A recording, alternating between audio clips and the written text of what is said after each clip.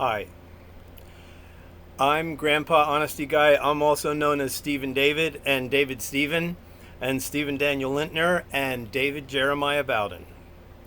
I met my birth father through a series of miracles when I was 40 years old. My two parents were promiscuare. Promiscuous is a very interesting word. Pro means without or before, and miscuare means form or shape. It's the word that we get meniscus from. Form, shape. So promiscuous means without form, formless, or sloppy, or just kind of not in an orderly way, just in a general way. So my father was married with 4 children and a pregnant wife when he got my mommy pregnant. His wife was the boss of Duke College of Nursing, where my mother was studying. Interesting. So, I was conceived in an impossible situation where my mommy and daddy could actually not be together. And that brought a heap of trouble. Fortunately, a guy came along who literally liked my mom, who had enjoyed her, and said, let's start a family. So when I was born, I had a daddy. And that daddy raised me in a very interesting way. My daddy who raised me and my mama were both incredible social servants. My father worked with the moms and the kids in the mean streets of Camden, New Jersey. My mom, after the Vietnam War conflict, sponsored 150 Laotian, Cambodian, Hmong, Vietnamese, Southeast Asians.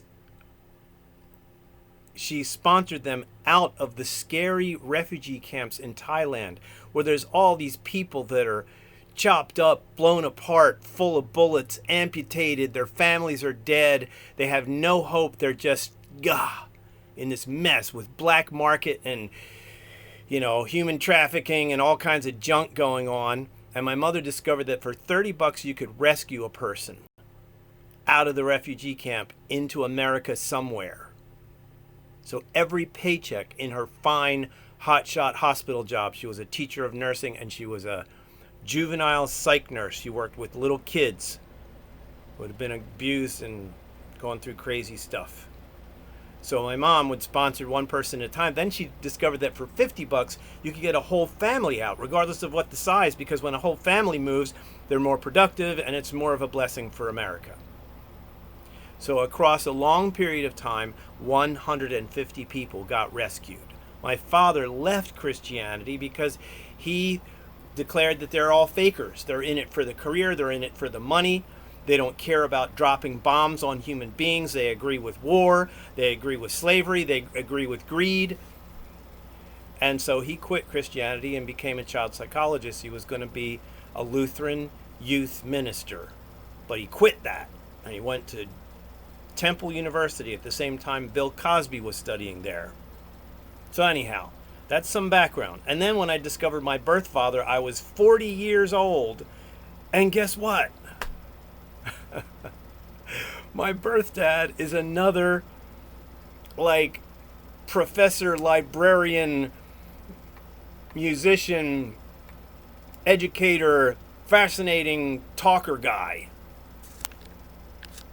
So I literally have 3 parents who are studious, intellectual, lovers of family and kids, teacher hearts. So I come from this lineage. My mom said to me, I come from 5 generations of teachers. My great grandfather was a one-room school teacher in somewhere in the farm country of western Pennsylvania. So that's the intro. I am a reformer. I don't like Christianity. I quit Christianity when I was 14 years old. I felt like there was something fake. There was something missing, there was something wrong, but I'm just a little kid. I can't fix like a giant Methodist church and like ask, informed questions. So I just kind of like, wandered away. Because I didn't see any difference between the church people and the people on the street that never went to church. And I figured there ought to be a difference. So anyhow, 37 years old, God crashed in on me with the proofs. It seems like there's only one human being in all history that has 200 to 300 individual predictive points written down about him that all came true in one person. And this eloquent writing was very, very, very convicting and sweet. It was like, okay, who could have predicted Shakespeare 500 years before he was born? Who could have predicted George Washington in how many points? 8 or 10 points. And what are the odds against 8 or 10 points about George Washington set in place 500 years before he was born? What are the odds against those things happening? There are enormous odds against a set of predictions coming true. But here, Jesus of Nazareth has 200 to 300 individual predictive points stretched across 1,000 years, written by 40 people that didn't know each other. And you're like, oh, well, it's just all written and made up and that. Don't give me that crap. No, check this out. The Dead Sea Scrolls discovery proves that the Hebrew scriptures have never been tampered with. I didn't know that. I studied the precision of their scroll copying.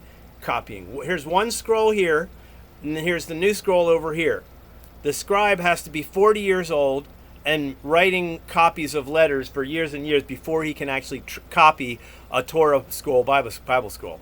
And then he puts all the letters in a line. That's original. The new one, he puts all the letters in a line.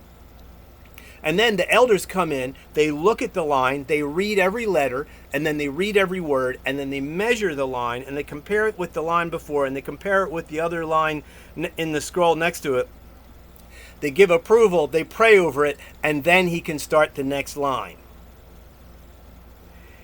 Do you know what you do if you make a mistake with the ink on the Yod He Vav He, the word that means God?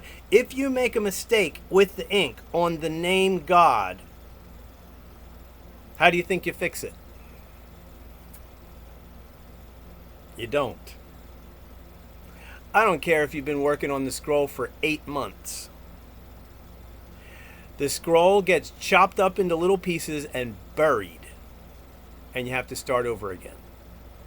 Or it gets chopped up in little pieces, or it gets put in a tomb, almost like it's a living body and it's a bone. It's bones. It's weird. So if they're that fussy about letters and typography, that's how these writings could be preserved for that long.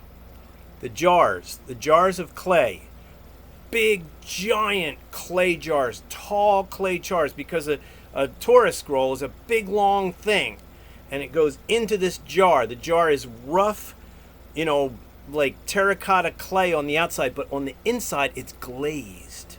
It's literally like shiny glass on the inside. And the lid, the big round lid, is shiny, glazed on the inside. And then they stick a bunch of beeswax around the top of the jar, and they squish the lid of the jar down on it.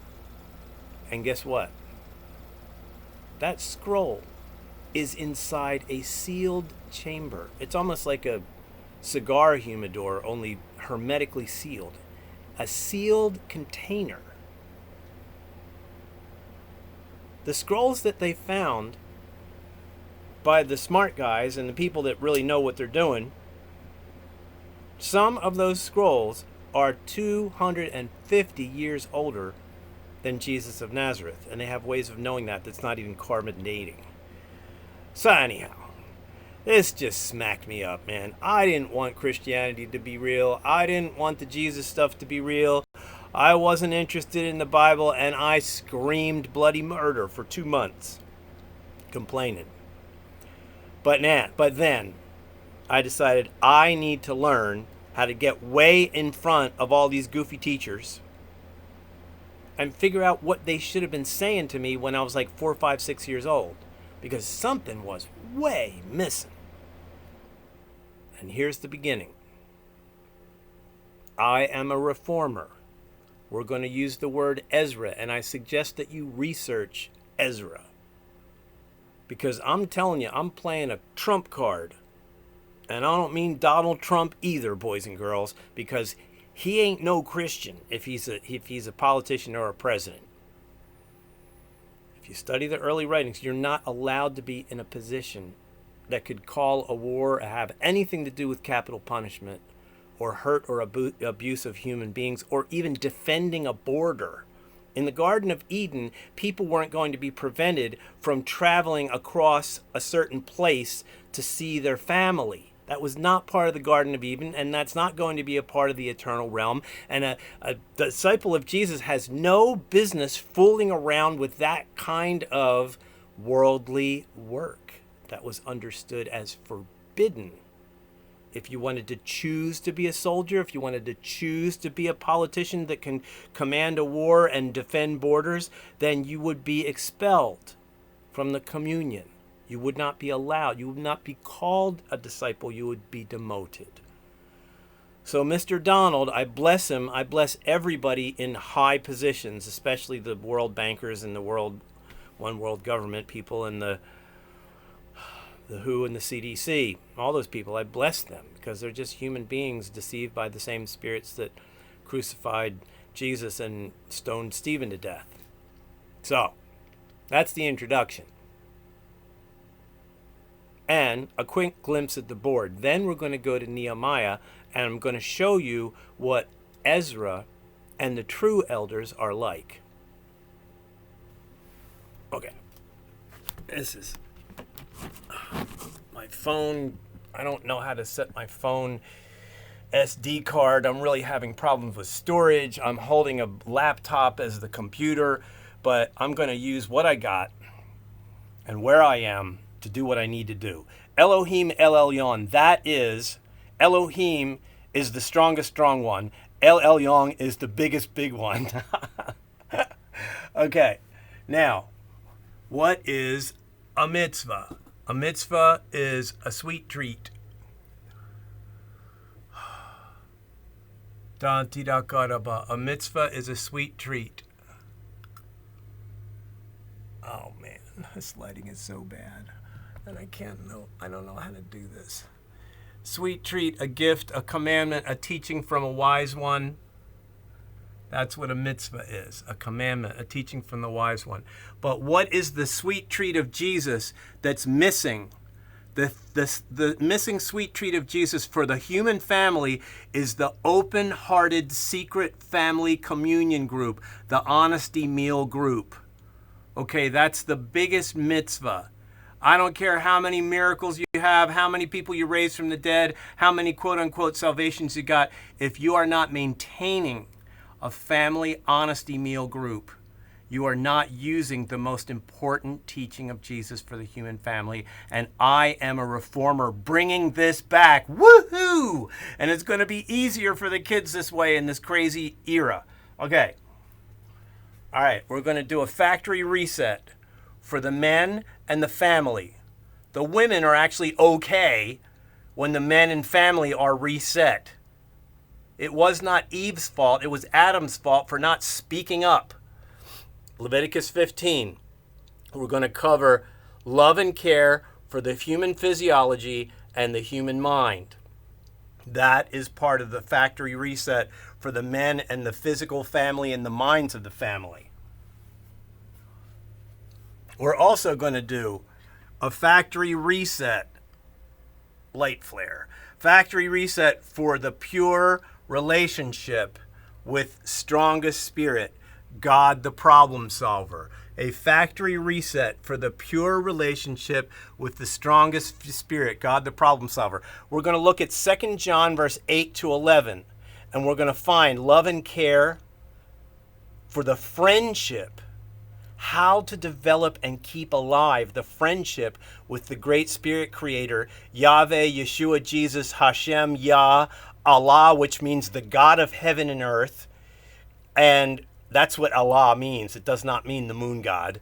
Not that people who are following Muhammad and Islam are okay, but Allah is a word in Arabic that literally means the God of heaven and earth. And also there's that China word like Ha Xing or something like that. Okay, and then lastly, getting on our knees, we don't have a proper camera. Come on, need a cameraman. I hope that you hate Christianity. It is written, hate what is evil, expose evil and injustice. Now, if you have a good thing and you add a dash of poison to it, that good thing is dangerous and poisoned.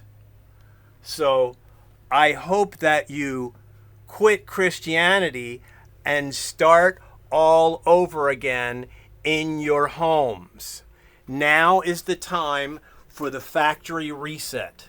And as we read Nehemiah chapter 8 and 9, you are going to feel exactly what's going on right now in the crazy world. And it's really cool because it is time for a factory reset. It's time to go back and read and understand what we are as human physiology and who we are as friends of God, the sweet spirit that knows every little child heart and knows your troubles and can even speak to your inner self and guide you to a safe place. This is the beginning of help for my human family.